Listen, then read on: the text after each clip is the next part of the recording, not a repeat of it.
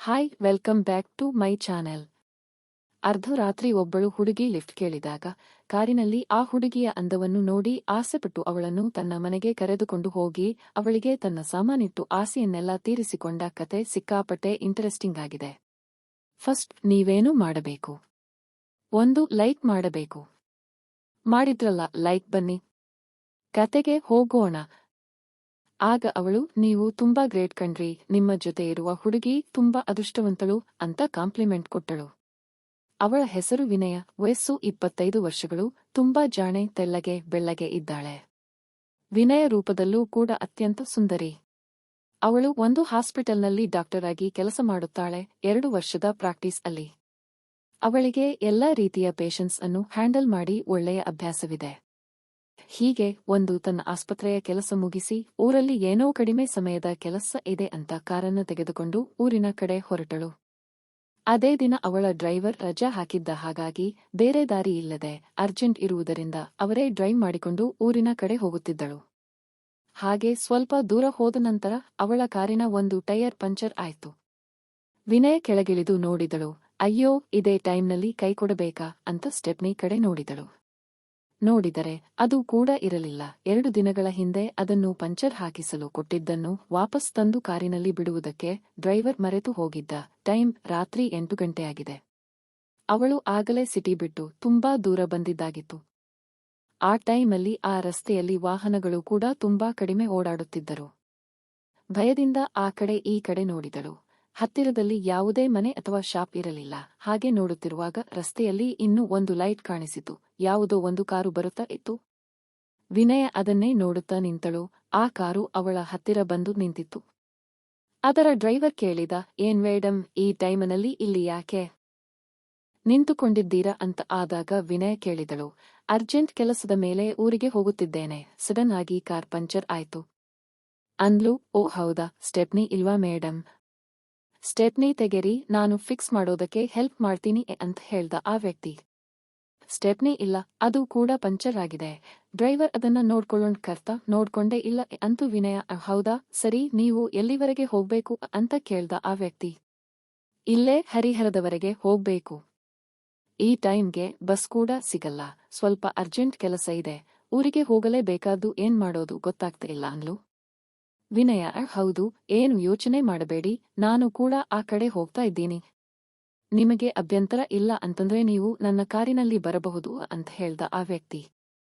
Thanks, ಉಂಟು, ನಿಮ್ಮ ಈ ಸಹಾಯವನ್ನ ನಾನು ಯಾವತ್ತೂ ಮರೆಯಲ್ಲ ಎಂದು ಹೇಳುತ್ತಾ ಕಾರಿನಲ್ಲಿದ್ದ ಲಗೇಜ್ ಎಲ್ಲವನ್ನೂ ತೆಗೆದುಕೊಂಡು ಅವನ ಕಾರಿಗೆ ಹಾಕಿದ್ಲು. ಹಾಗೆ ಇಬ್ಬರು ಸೇರಿಕೊಂಡು ಆ ಕಾರಿನಲ್ಲಿ ಊರಿಗೆ ಹೊರಟ್ರು. ಅದೊಂದು ದಟ್ಟವಾದ ಕಾಡು, ಪ್ರಶಾಂತವಾದ ವಾತಾವರಣ. ಕಾರು ಹೋಗುವಾಗ ತಣ್ಣನೆ ಗಾಳಿ ಬೀಸ್ತಾ ಇತ್ತು. ಇಬ್ಬರೂ ಆ ತಣ್ಣನೆಯ ಗಾಳಿಯನ್ನು ಅನುಭವಿಸುತ್ತಾ ಸುಮ್ಮನೆ ಕುಳಿತಿದ್ದರು. ಆಗ ಅವನ ಮಾತನ್ನು ಆರಂಭಿಸಿದ. ಹೌದು, ನಿಮ್ಮ ಹೆಸರೇನು ಅಂತ ಕೇಳ್ದ. ಹೌದಲ್ವಾ, ಹೇಳುವುದಕ್ಕೆ ಮರೆತೆ, ನನ್ನ ಹೆಸರೇನು? ನನ್ನ ಹೆಸರು ವಿನಯ, ನಾನು ಒಂದು ಹಾಸ್ಪಿಟಲ್ ಅಲ್ಲಿ ಡಾಕ್ಟರ್ ಆಗಿ ಕೆಲಸ ಮಾಡ್ತಾ ಇದ್ದೀನಿ ಅನ್ನುತ್ತಾಳೆ. ಹೌದಾ, ತುಂಬಾ ಒಳ್ಳೆಯದು. ನನ್ನ ಹೆಸರು ಅರ್ಜುನ್, ನಾನು ಕಾರ್ ಡ್ರೈವರ್ ಅನ್ನೋನು ಆ ವ್ಯಕ್ತಿ. ಓ ಹೌದಾ, ಆದ್ರೆ ನಿಮ್ಮನ್ನು ನೋಡಿದ್ರೆ ಡ್ರೈವರ್ ತರ ಅರೆಗೆಂಡ ಅಂತಾನು. ನಿಜವಾಗ್ಲೂ ನಾನು ಡ್ರೈವರೇ, ನಮ್ಮ ಓನರ್ ಪಕ್ಕದ ಊರಿಗೆ ಹೋಗಬೇಕಾಗಿತ್ತು. ನಾನು ಈಗಷ್ಟೇ ಅವರನ್ನ ಅವರ ಊರಿಗೆ ಡ್ರಾಪ್ ಮಾಡಿ ಈಗ ನನ್ನ ಊರಿಗೆ ಹೋಗ್ತಾ ಇದ್ದೀನಿ ಅಂದ ಅರ್ಜುನ್. ಹೌದಾ, ನಿಮಗೆ ಮದುವೆ ಆಗಿದೆಯಾ ಅರ್ಜುನ್ ಅವರೇ ಅಂತ ಕೇಳ್ತಾಳೆ ವಿನಯ. ಇಲ್ಲ, ಇನ್ನೂ ಆಗ್ಲಿಲ್ಲ ಅಂತಾನೆ ಅರ್ಜುನ್. ಅಯ್ಯೋ ಹೌದಾ, ನಿಮ್ಮನ್ನ ನೋಡಿ ನಾನು ನಿಮಗೆ ಮದುವೆಯಾಗಿದೆ ಅಂತ ಅಂದುಕೊಂಡೆಯ ಅಂತಾಳೆ ವಿನಯ. ಭಯಂಕರ ಇದ್ದೀರಾ ನೀವು, ನನ್ನನ್ನ ನೋಡಿ ಮದುವೆಯಾಗಿದೆ ಅಂತ ಅಂದುಕೊಂಡ್ರಾ? ಅದು ಇರ್ಲಿ, ನಿಮಗೆ ಆಗಿದೆಯಾ ಮದುವೆ ಅಂತ ಕೇಳಿದ ಅರ್ಜುನ್. ಇಲ್ಲರಿ, ನನಗೂ ಕೂಡ ಇನ್ನೂ ಮದುವೆಯಾಗಿಲ್ಲ, ನನ್ನ ಅಪ್ಪ ಅಮ್ಮ ನನಗೆ ಹುಡುಗನನ್ನ ಹುಡುಕುತ್ತಾರೆ ಇದ್ದಾರೆ ಅಂತ ಹೇಳ್ತಾಳೆ. ವಿನಯ, ಹೌದಾ, ನಿಮ್ಮಲ್ಲಿ ಒಂದು ಮಾತು ಕೇಳಲಾ ಅಂತ ಕೇಳ್ತಾನೆ. ಅರ್ಜುನ್, ಏನದು ಕೇಳಿ ಅಂತಾಳೆ. ನೀವು ಡಾಕ್ಟರ್ ಅಂತಿದ್ದೀರಿ ಅಲ್ಲವಾ, ಅಂದ್ರೆ ನಿಮಗೆ ಎಲ್ಲಾ ವಿಷಯ ಗೊತ್ತಿರುತ್ತಲ್ವಾ ಅಂತ ಕೇಳ್ದ. ಯಾವ ವಿಷಯದ ಕುರಿತು ಮಾತಾಡ್ತಾ ಇದ್ದೀರಾ ಅರ್ಜುನ್ ಅಂತ ಕೇಳುತ್ತಾಳೆ. ವಿನಯ, ಅದೇ ರೀ, ಆ ವಿಷಯದ ಬಗ್ಗೆ ಮಾತಾಡ್ತಾ ಇದ್ದೀನಿ ಅಂತ ಅವಳ ಮುಖ ನೋಡುತ್ತಾನೆ. ಅರ್ಜುನ್, ಆ ವಿಷಯ ಅಂದರೆ ನನಗೆ ಅರ್ಥ ಆಗ್ತಾ ಇಲ್ಲ, ಸ್ವಲ್ಪ ಕ್ಲಿಯರ್ ಆಗಿ ಹೇಳಿ ಅಂತ ಹೇಳುತ್ತಾಳೆ. ವಿನಯ ಅದೇ ರೀತಿ ಗಂಡ ಹೆಂಡತಿಯರ ಮಧ್ಯೆ ಒಂದು ಸೀಕ್ರೆಟ್ ಪ್ಲಾನ್ ಇರುತ್ತೆ ಅಲ್ಲವಾ? ಅದರ ಕುರಿತಾಗಿ ಅನ್ನುತ್ತಾನೆ. ಅರ್ಜುನ್ ಓ ಅದರ ಬಗ್ಗೆನಾ? ಈ ವಿಷಯ ಹೇಳುವುದಕ್ಕೆ ಅಷ್ಟು ಕಷ್ಟಪಡ್ತಾ ಇದ್ದೀರಾ? ನಾನು ಡಾಕ್ಟರ್, ಇಂತಹ ವಿಷಯಗಳಿಗೆ ನಾಚಿಕೆ ಪಡುವವಳಲ್ಲ. ನೀವು ಏನೇ ಇದ್ದರೂ ನೇರವಾಗಿ ನಿಮ್ಮ ಡೌಟ್ ಅನ್ನು ಕೇಳಬಹುದು ಎಂದು ಅನ್ನುತ್ತಾಳೆ. ವಿನಯ ಅದೇ ರೀತಿ ಗಂಡ ಹೆಂಡತಿಯರ ಮಧ್ಯೆ ಒಂದು ಸೀಕ್ರೆಟ್ ಪ್ಲಾನಿಂಗ್ ಇರುತ್ತೆ ಅಲ್ಲವಾ? ಅದನ್ನು ನಾವು ಮೊದಲೇ ಪ್ಲಾನ್ ಮಾಡಿಕೊಂಡಿರಬೇಕಾ ಅಂತ ಕೇಳ್ತಾನೆ. ಅರ್ಜುನ್ ಅದು ಮದುವೆಯಾಗಿರುವವನ ಮೇಲೆ ಅಥವಾ ಅವನು ತನ್ನ ಹೆಂಡತಿಯನ್ನ ಹೇಗೆ ಹೋಲಿಸಿಕೊಳ್ಳುತ್ತಾನೆ ಅನ್ನೋದರ ಮೇಲೆ ಡಿಪೆಂಡ್ ಆಗಿರುತ್ತೆ ಅನ್ನುತ್ತಾಳೆ. ನನಗೆ ಅರ್ಥವಾಗಿಲ್ಲ, ಸ್ವಲ್ಪ ಬಿಡಿಸಿ ಡೀಟೇಲ್ ಆಗಿ ಹೇಳ್ತೀರಾ ಅಂತ ಕೇಳ್ತಾನೆ. ಅರ್ಜುನ್ ಇದರಲ್ಲಿ ವಿವರಿಸಿಕೊಳ್ಳುವುದಕ್ಕೆ ಏನಿದೆ? ಅರ್ಜುನ್ ಅದು ಸರಿ, ನಿಮಗೆ ಇನ್ನೂ ಮ್ಯಾರೇಜ್ ಆಗಿಲ್ಲ ಅಲ್ಲವಾ? ನಿಮಗೆ ಈ ವಿಷಯ ಯಾಕೆ ಬೇಕು ಅಂತೆ ಕೇಳುತ್ತಾಳೆ. ವಿನಯ ನನಗಾಗಿ ಅಲ್ಲ, ಬೇರೆಯವರಿಗಾಗಿ. ನನ್ನ ಮನೆಯ ಪಕ್ಕದ ಅಕ್ಕ ಈಗ ಪ್ರೆಗ್ನೆಂಟ್ ಆಗಿದ್ದಾಳೆ. ಅವಳ ಗಂಡ ದಿನ ಕುಡಿದುಕೊಂಡು ಬಂದು ಅವಳನ್ನು ಹೊಡೆಯುವುದು ಬೈಯೋದು ಇದೆ. ನನಗೆ ಕಾಣಿಸ್ತಾ ಇರುತ್ತೆ, ಆದರೆ ರೂಮಿನ ಒಳಗಡೆ ಏನು ನಡೆಯುತ್ತೆ ಅನ್ನೋದನ್ನ ನನಗೆ ಗೊತ್ತಿಲ್ಲ. ಸಂತೋಷ ಉಳ್ಳ ಆಡಳಿತ ಹೇಗಿದೆ ಕುರಿತು ಕೇಳುತ್ತಾನೆ. ಯೂಸ್ಲೆಸ್ ಅಂತವರನ್ನೆಲ್ಲ ಸುಮ್ಮನೆ ಬಿಡಬಾರದು. ಮೊದಲೇ ಅವಳು ಪ್ರೆಗ್ನೆಂಟ್, ಅವಳು ಎಷ್ಟು ಕಷ್ಟಪಡ್ತಾ ಇದ್ದಾಳೆ ಅನ್ನೋದು ಅವಳಿಗೆ ಮಾತ್ರಲೇ ಗೊತ್ತಿರುತ್ತೆ. ಹಾಗಿರುವಾಗ ಅವಳನ್ನ ಚೆನ್ನಾಗಿ ನೋಡಿಕೊಳ್ಳುವುದನ್ನ ಬಿಟ್ಟು ಮೇಲಾಗಿ ಅವನು ಹೊಡಿತಾನ ಅಂತ ತುಂಬಾ ಕೋಪಗೊಳ್ತಾಳೆ. ವಿನಯ ನಿಮಗೆ ಏಕೆ ಇಷ್ಟು ಸೀರಿಯಸ್ ಆಗ್ತಾ ಇದ್ದೀರಾ ಎಂದು ಕೇಳುತ್ತಾನೆ ಅರ್ಜುನ್. ಮತ್ತೆ ಕೋಪ ಬರದೆ ಇನ್ನೇನಾಗುತ್ತದೆ? ಗರ್ಭಿಣಿಯನ್ನು ನೋಡಿಕೊಳ್ಳುವ ರೀತಿನ ಅದು ಅಂತ ತನ್ನ ಕೋಪವನ್ನ ತೋರಿಸ್ತಾ ತುಂಬಾ ಎಮೋಷನಲ್ ಆಗಿ ಫೀಲ್ ಆಗ್ತಾಳೆ. ವಿನಯ ಅವಳ ಮೂಡನ್ನ ಚೇಂಜ್ ಮಾಡುವುದಕ್ಕೆ ಅರ್ಜುನ್ ಬೇರೆ ವಿಷಯವನ್ನು ಮಾತನಾಡಲು ಯೋಚಿಸುತ್ತಾನೆ. ಹೌದು, ಅವರನ್ನು ಕೇಳಬೇಕು. ಇನ್ನವರು ನೀವು ಎಷ್ಟು ಚೆನ್ನಾಗಿದ್ದೀರಾ, ಇನ್ನು ನಿಮಗೆ ಯಾಕೆ ಮದುವೆಯಾಗಿಲ್ಲ ಅಂತ ಕೇಳುತ್ತಾನೆ. ಇದುವರೆಗೂ 12 ಸಂಬಂಧಗಳು ಬಂದಿದ್ದರು, ಆದರೆ ಅದರಲ್ಲಿ ಯಾವುದೂ ಕುದುರಲೇ ಇಲ್ಲ ಅಂತ ಹೇಳುತ್ತಾಳೆ. ವಿನಯ ವಿನಯ, ನೀವು ಹೇಳೋದು, ನಿಮ್ಮನ್ನು ನೋಡಿದ ಮೇಲೆ ನಿಮ್ಮನ್ನು ಯಾರೂ ಒಪ್ಪಿಕೊಂಡಿಲ್ಲವೇ? ನಾನು ಆಗಿರುವಾಗ ನೋಡಿದ ತಕ್ಷಣ ಒಪ್ಪಿಕೊಂಡು ಬಿಡ್ತಾ ಇದ್ದೆ. ಅಷ್ಟು ಚೆನ್ನಾಗಿದ್ದೀರಾ ನೀವು. ಅಷ್ಟು ಹಾಗಲ್ಲ ಅರ್ಜುನ್ ಅವರೇ, ನೀವು ತಪ್ಪಾಗಿ ಅರ್ಥ ಮಾಡಿಕೊಂಡಿದ್ದೀರಾ. ಬಂದಿರುವ ಹುಡುಗ ನನ್ನನ್ನ ರಿಜೆಕ್ಟ್ ಮಾಡಿದ್ದಲ್ಲ, ಅವರನ್ನ ನಾನೇ ಒಪ್ಪಿಕೊಂಡಿಲ್ಲ. ಅವರು ಕ್ಯಾರೆಕ್ಟರ್ ನನಗೆ ಇಷ್ಟವಾಗಲಿಲ್ಲ ಎಂದು ರೆಸ್ಪಾನ್ಸ್ ಮಾಡಿದೆಯು. ವಿನಯ ಅವರೇ, ಮನುಷ್ಯನ ಮುಖ ನೋಡಿದ ನಂತರ ಅವರ ಕ್ಯಾರೆಕ್ಟರ್ ಹೇಗೆ ಅನ್ನೋದು ಹೇಗೆ ಅರ್ಥವಾಗುತ್ತದೆ ಎನ್ನುತ್ತಾನೆ ಅರ್ಜುನ್. ಕೆಲವು ಸಂದರ್ಭಗಳಲ್ಲಿ ಎಲ್ಲವೂ ಸ್ವಲ್ಪ ಸ್ವಲ್ಪ ಅರ್ಥವಾಗಿ ಬಿಡುತ್ತೆ ಅಂತ ಹೇಳುತ್ತಾನೆ. ವಿನಯ ಹೌದು, ಹಾಗಿದ್ರೆ ನನ್ನ ಕ್ಯಾರೆಕ್ಟರ್ ಹೇಗಿದೆ ಎಂದು ಕೇಳುತ್ತಾನೆ. ನೀವು ಹೇಳಿ ನೋಡೋಣ ಅಷ್ಟೇ. ಈಗ ಎಲ್ಲರಿಗೂ ಕೇಳಬೇಕಾದದ್ದು, ಅರ್ಜುನ್ ಅವರೇ, ನಾನು ಹೇಳಿದ್ದರೆ ನೀವು ಫೀಲ್ ಆಗ್ತೀರೇನೋ ಎಂದು ಕೇಳುತ್ತಾನೆ. ವಿನಯ ಅಯ್ಯೋ, ಅದು ಏನು ಪರವಾಗಿಲ್ಲ, ನೀವು ಹೇಳಿ. ನಾನು ಯಾವುದೂ ಫೀಲ್ ಆಗೋದಿಲ್ಲ ಎಂದು ಹೇಳುತ್ತಾನೆ. ಅರ್ಜುನ್, ನಾನು ನಿಮ್ಮ ಕಾರಿನಲ್ಲಿ ಹತ್ತಿ ಕುಳಿತುಕೊಂಡ ಸಮಯದಿಂದ ನಾನು ನಿಮ್ಮ ಮನಸ್ಸಿನಲ್ಲಿ ಏನು ನಡೆಯುತ್ತಿದೆ ಅಂತ ಅರ್ಥ ಮಾಡಿಕೊಂಡಿದ್ದೇನೆ. ಈಗ ನೀವು ಕೇಳ್ತಾ ಇದ್ದೀರಾ ಅಂತ ಹೇಳ್ತೀನಿ ಕೇಳಿ. ನಿಮ್ಮ ನೋಟದಲ್ಲಿ ಒಂದು ರೀತಿಯ ಅಮಲು ಇದೆ, ನಿಮ್ಮ ಕಣ್ಣಿನಲ್ಲಿ ತುಂಬಾ ಆಸೆ ಇದೆ. ಇನ್ನು ನಿಮ್ಮ ಕ್ಯಾರೆಕ್ಟರ್ ಕುರಿತು ಹೇಳಬೇಕು ಅಂದ್ರೆ ಚಾನ್ಸ್ ಸಿಕ್ರೆ ಸಾಕು. ನಿಮ್ಮ ಎಲ್ಲ ಆಸೆಯನ್ನು ತೀರಿಸಿಕೊಳ್ಳೋಕೆ ನೀವು ರೆಡಿಯಾಗಿದ್ದೀರಾ ಅನ್ನುತ್ತಾಳೆ ವಿನಯ. ನೀವು ನಿಜವಾಗ್ಲೂ ಅಮೇಜಿಂಗ್ ವಿನಯ ಅವರೇ. ಎಕ್ಸಾಕ್ಟ್ಲಿ ನನ್ನ ಮನಸ್ಸಲ್ಲಿ ಏನು ನಡೀತಾ ಇದೆಯೋ ಅದನ್ನೇ ನೀವು ಹೇಳಿದ್ದೀರಾ. ಈಗ ಇನ್ನೊಂದು ಹೆಲ್ಪ್ ಮಾಡಿ, ಹೇಗಿದ್ದರೂ ನೀವು ಡಾಕ್ಟರ್ ಅಲ್ವಾ? ನನ್ನ ಪ್ರಾಬ್ಲಮ್ಗೆ ಒಂದು ಸೊಲ್ಯೂಷನ್ ಹೇಳ್ತೀರಾ ಅಂತ ಕೇಳುತ್ತಾನೆ ಅರ್ಜುನ್. ಖಂಡಿತವಾಗಿಯೂ ಹೇಳ್ತೀನಿ, ನಿಮ್ಮ ಪ್ರಾಬ್ಲಮ್ ಏನು ಅಂತ ಹೇಳಿ ಅಂತ ಕೇಳ್ತಾಳೆ ವಿನಯ. ಅದೇ ರೀತಿ ಯಾವುದಾದರೂ ಅಂದವಾದ ಹುಡುಗಿಯನ್ನು ನೋಡಿದರೆ ಸಾಕು, ನನ್ನ ಮನಸ್ಸಿನಲ್ಲಿ ಎಲ್ಲಾ ರೀತಿಯ ಕೋರಿಕೆ ಹುಟ್ಟುತ್ತದೆ. ಅದು ಯಾಕೆ ಹಾಗೆ ಆಗುತ್ತದೆ ನನಗೆ ಗೊತ್ತಿಲ್ಲ, ದಯವಿಟ್ಟು ಅದಕ್ಕೊಂದು ಪರಿಹಾರವನ್ನು ನೀವೇ ಹುಡುಕಿಕೊಡಿ ಅಂತ ಕೇಳುತ್ತಾನೆ ಅರ್ಜುನ್. ಅರ್ಜುನ್ ಅವರೇ, ನಿಮಗೆ ಒಂದು ವಿಷಯ ಹೇಳಲಾ? ಆ ರೀತಿ ಆಸೆ ಹುಟ್ಟುವುದು ಸಾಮಾನ್ಯನೇ. ಆಸೆ ಹುಟ್ಟುವುದು ಬರೀ ಗಂಡಸರಲ್ಲಿ ಮಾತ್ರ ಅಲ್ಲ, ಹೆಣ್ಣು ಮಕ್ಕಳಲ್ಲಿಯೂ ಕೂಡ ಈ ರೀತಿ ಆಸೆಗಳು ಇರುತ್ತೆ ಎಂದು ಮಾತಾಡುತ್ತಾಳೆ ವಿನಯ. ಅದನ್ನು ಕಡಿಮೆ ಮಾಡಿಕೊಳ್ಳೋಕೆ ಔಷಧಿ ಅಥವಾ ಸೊಲ್ಯೂಷನ್ ಏನೂ ಇಲ್ವಾ ಅಂತ ಕೇಳ್ತಾನೆ ಅರ್ಜುನ್. ಏನಿದು ಅರ್ಜುನ್, ಒಳ್ಳೆ ಚಿಕ್ಕ ಮಕ್ಕಳ ಹಾಗೆ ಮಾತಾಡ್ತಾ ಇದ್ದೀರಾ? ಕೇವಲ ಮನುಷ್ಯರಿಗೆ ಮಾತ್ರ ಅಲ್ಲ, ಪ್ರಾಣಿ ಪಕ್ಷಿಗಳಿಗೂ ಕೂಡ ಈ ರೀತಿ ಆಸೆಗಳು ಇರುತ್ತವೆ.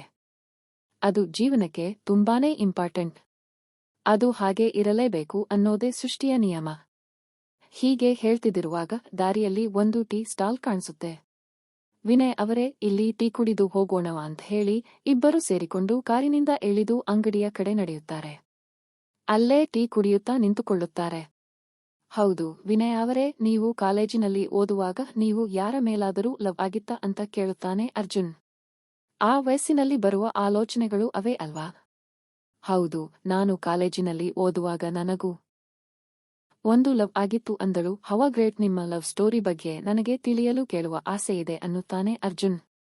ಅದರಲ್ಲಿ ಏನಿದೆ ಖಂಡಿತವಾಗಿಯೂ ಹೇಳ್ತೀನಿ ಅಂತ ತನ್ನ ಲವ್ ಸ್ಟೋರಿಯನ್ನ ಹೇಳಲು ಆರಂಭಿಸಿದಳು. ನಾನು ಕೂಡ ಒಂದು ಲವ್ ಮಾಡಿದ್ದೆ, ಅವನು ಚೆನ್ನಾಗಿದ್ದ ಆದುದರಿಂದ ನನಗೆ ಒಳ್ಳೆ ಟೈಮ್ ಪಾಸ್ ಆಗ್ತಾ ಇತ್ತು. ಆದರೆ ಈಗ ಅದರ ಬಗ್ಗೆ ಯೋಚನೆ ಮಾಡಿದರೆ ನಗು ಬರುತ್ತೆ ಅಂತ ಹೇಳಿದ್ಲು ವಿನಯ. ಬರೆದ ಲವ್ ಮಾತ್ರನಾ ಅಥವಾ ಲವ್ ಮಾಡುವಾಗ ನಿಮ್ಮ ಆಸೆಗಳನ್ನೇನಾದ್ರೂ ತೀರಿಸಿಕೊಂಡಿದ್ದೀರಾ ಅಂತ ಕೇಳುತ್ತಾನೆ ಅರ್ಜುನ್.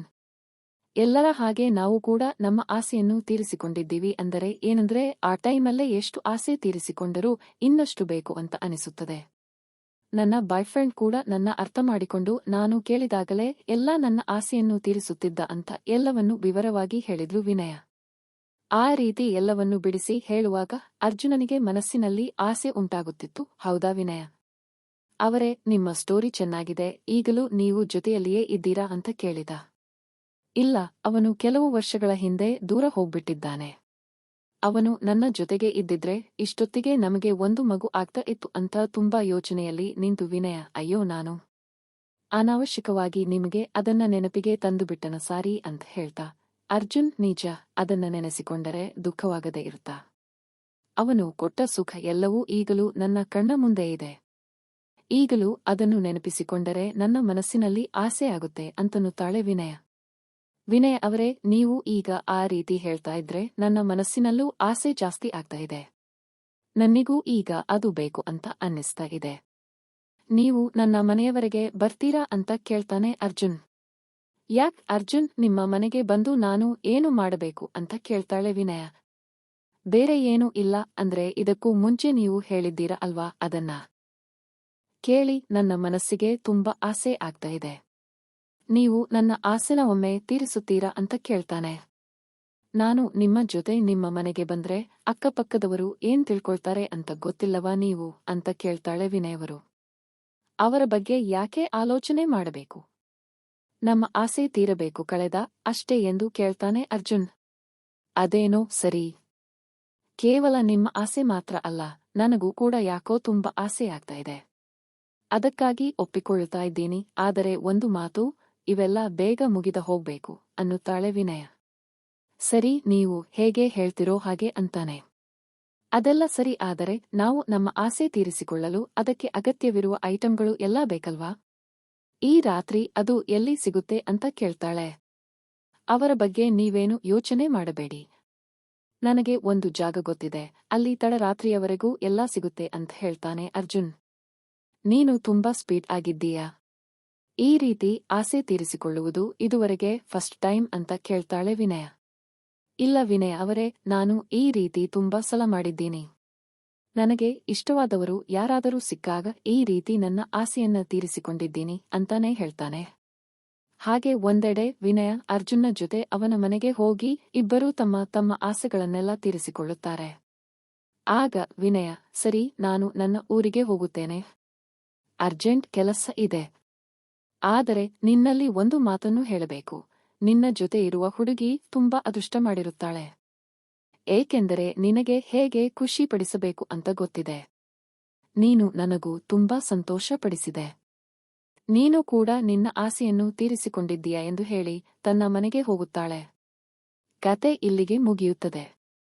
ಕತೆ ಇಷ್ಟವಾಗಿದ್ರೆ ಲೈಕ್ ಮತ್ತು ಶೇರ್ ಮಾಡೋದನ್ನ ಮರಿಬೇಡಿ. ಇಂತಹ ಇನ್ನಷ್ಟು ಇಂಟರೆಸ್ಟಿಂಗ್ ಕತೆಗಳಿಗೆ ನನ್ನ ಚಾನೆಲ್ನ ಸಬ್ಸ್ಕ್ರೈಬ್ ಮಾಡ್ಕೊಳ್ಳಿ.